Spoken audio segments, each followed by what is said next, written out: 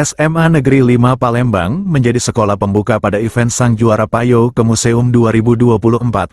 Lomba Sang Juara 2024 terdiri atas babak penyisihan yang berlangsung pada tanggal 5 Mei sampai tanggal 15 Juni tahun 2024.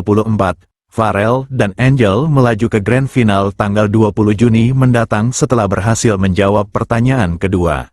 Lalu dengan Farel tadi kalian sudah melewati kompetisi Sang Juara ya. Terus kalau percakapan tadi di pertanyaan kedua kalian bisa menjawab itu gimana itu ceritanya?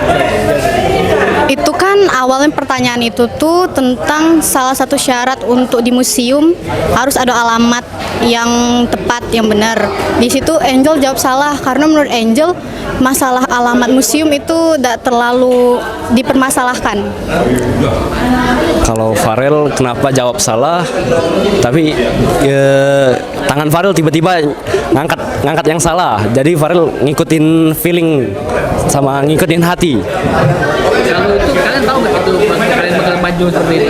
Nggak tahu sih, Pak. Nggak nyangko. Nggak nyangko. Reporter dan kameramen Al-Hadi Farid, palpres.com. Salam museum, museum di hatiku. Salam sejarah, gas merah. Palembang Express, semangat baru dan terpercaya. SMA Negeri 5 Palembang. Bersama semuanya. Tekan subscribe, nyalakan lonceng notifikasinya dan ikutin media sosial Palpres lainnya.